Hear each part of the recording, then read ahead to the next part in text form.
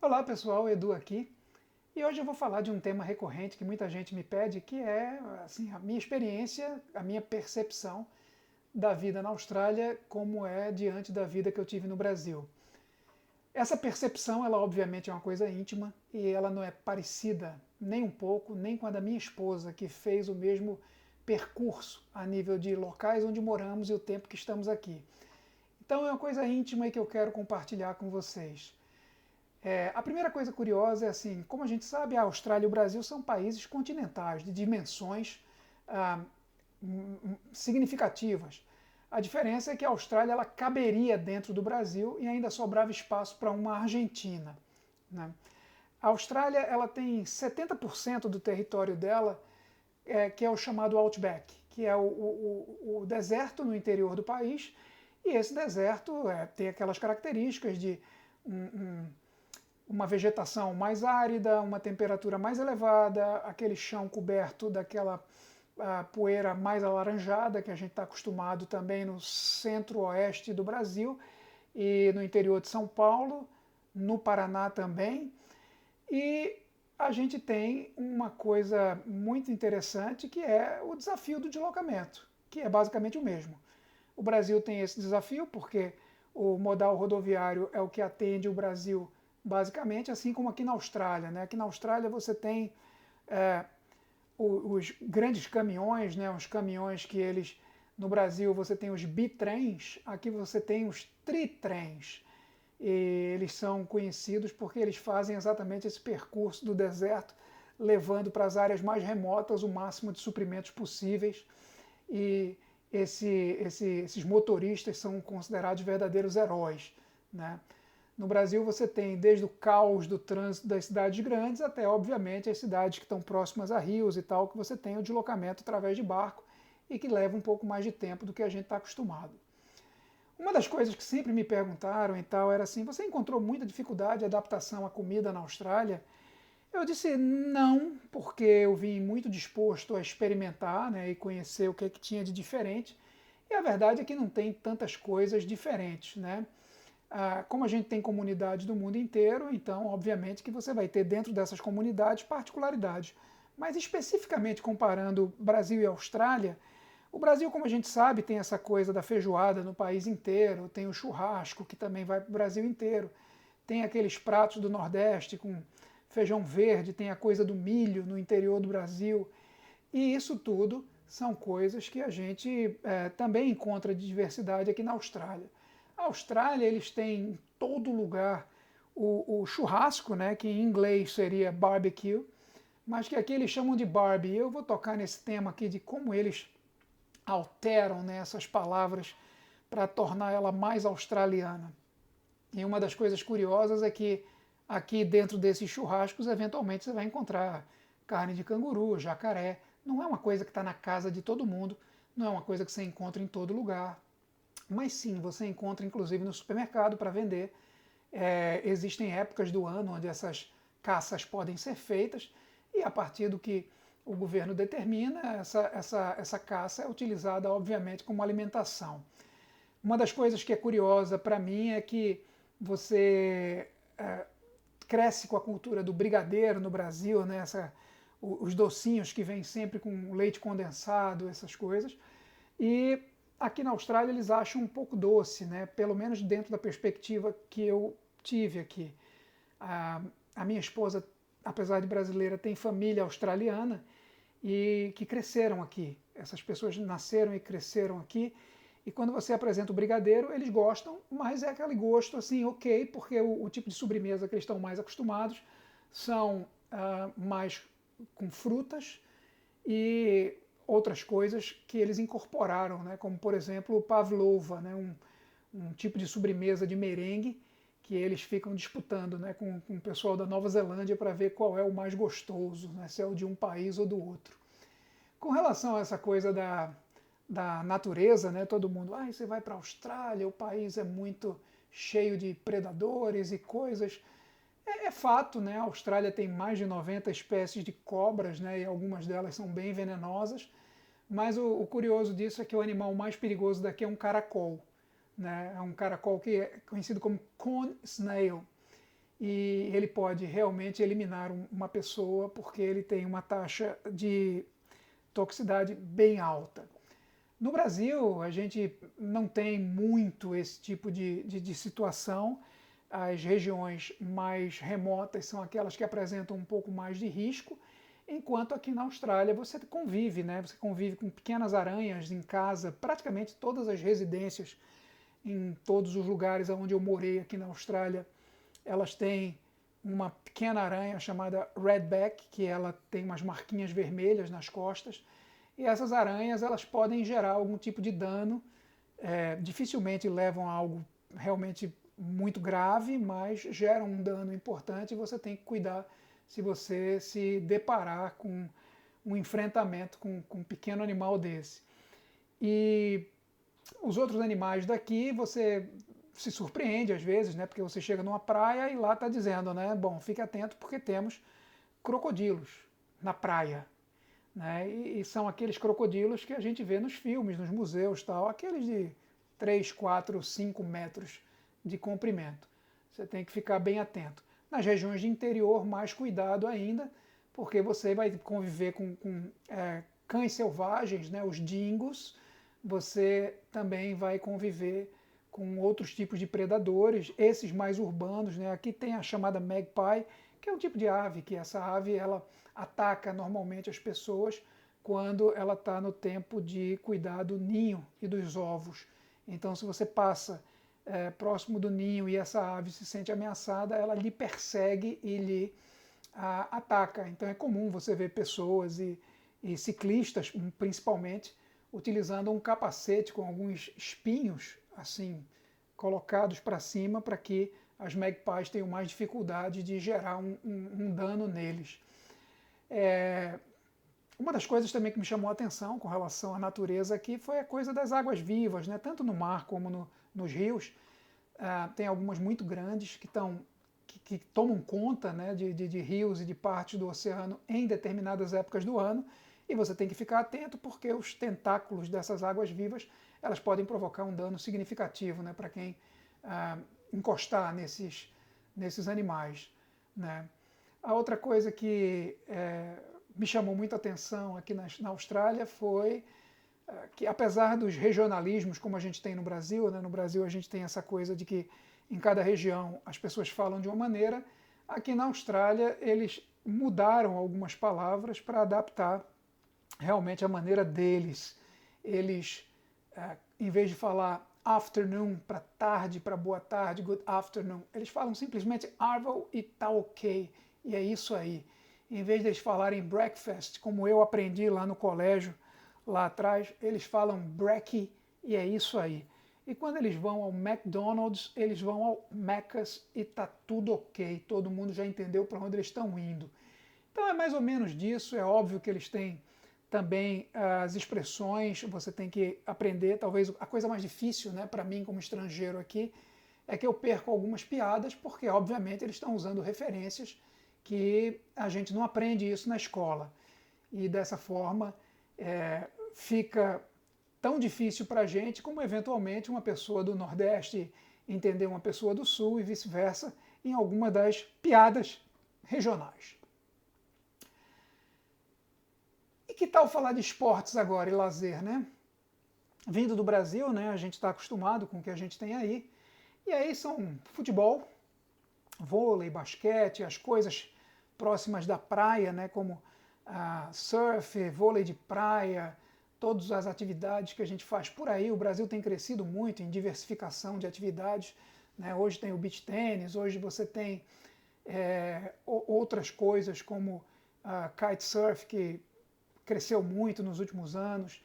E aqui na Austrália não é diferente. Existem todos esses esportes, mas o futebol é o quinto esporte com mais espaço na mídia, com mais espaço no coração dos australianos. Eles têm pelo menos 3 esportes aqui que dominam, né, de forma bem significativa o coração dos australianos, né? E basicamente nessa ordem. O primeiro é o cricket, o segundo é o futebol australiano e o terceiro é o rugby. E aí eu vou dividir esses esportes e explicar um pouco. O cricket é, bom, basicamente um jogo que a gente não tem muito, não tem muito abordagem, não tem muita presença dele no Brasil, a não ser, obviamente, em comunidades que desenvolveram esse hábito e o mantêm, mas é um esporte que me lembra o taco, né? Onde você basicamente tem que ir conquistando espaço a partir de rebatidas que você dá de um lançador do time adversário. O problema desse jogo é que ele tem 2 ou 3 versões diferentes, mas a versão normal é que ele leva 5 dias e cada dia 5 a 6 horas. Isso para a gente é uma coisa culturalmente muito distante do que a gente está acostumado. Mas, para eles aqui, é como se você estivesse indo para um evento e que você participa de um dia, outro dia você não vai, no outro alguém vai, e naquele dia que você está participando você entra, vê as principais jogadas do seu time, sai, faz um lanche, conversa. Então é um evento de dia todo e que eles curtem e eles vivem esse negócio. E eu confesso que eu tenho muita dificuldade de participar, por mais que eu já tenha tido a oportunidade, por mais que eu já tenha tido a chance de ir para o jogo mais importante de cricket da Austrália, eu não durei nem as primeiras 2 horas do primeiro dia. O segundo esporte é o futebol australiano, que aqui eles chamam de AFL, né, que é o Australian Football League, que é basicamente aquele esporte num campo oval. Os atletas são mais altos e esguios, jogam de camiseta, né, de regata, normalmente. E esse campo tem 4 traves e o objetivo é você fazer dentro das regras que a bola ultrapasse uma dessas traves. E aí é quando você vai estar pontuando.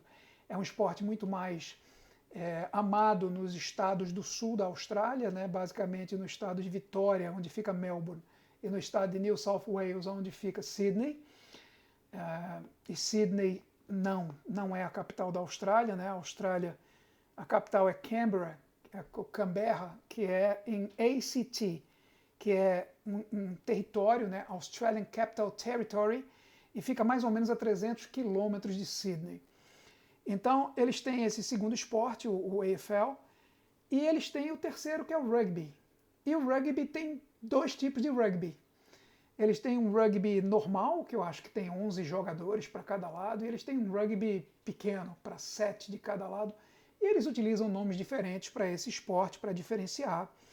Então, as pessoas se dizem, eu sou fã de tal, né? Eu sou fã da Rugby League, então você já sabe que é um tipo de rugby, ou eu sou fã do rugby o outro lá. Então, esses esportes, basicamente, eles estão à frente do futebol. E durante o período olímpico, essas coisas, você vê que há um crescimento muito grande aqui de esportes olímpicos em si, notadamente da natação. A natação é um esporte levado a sério na Austrália, responsável por muitas medalhas olímpicas do país, e os seus atletas de natação aqui são verdadeiros heróis, sabe? E isso é uma coisa muito interessante, porque junto com isso existe a cultura de que você está perto do mar ali, você está fazendo parte do país, né? Porque é um país que basicamente vive no litoral e inclusive as pessoas aqui se voluntariam sendo colocadas em filas de espera de muitos anos às vezes para ser salva-vidas nas praias. É uma coisa significativa para eles quando um membro da família consegue ser salva-vidas dentro desse contexto de uma sociedade que vive próxima e ama o litoral e as atividades próximas da água. Outra coisa que eu me deparei aqui na Austrália foi essa coisa dos feriados, né? O que tem de feriado, né? No Brasil a gente está acostumado, Carnaval, São João, o final do ano, né? O Natal. Aqui na Austrália, basicamente, são 2 feriados oficiais, né? O Australian Day, que é o dia nacional aqui, e o Anzac Day. O Anzac Day é o dia onde eles refletem e honram aqueles que lutaram pelo país em algum momento, né? A Austrália tem um histórico de participação, como o Brasil, nas campanhas de guerras, né? E, eventualmente, isso daí é lembrado, né, para muitos como eu, como um momento de que a gente deve evitar esse tipo de conflito a todo custo, e, ao mesmo tempo, honrar aqueles que, diante da ameaça, diante de não terem podido evitar o conflito, eventualmente deram sua vida para lutar por aqueles que deixou para trás.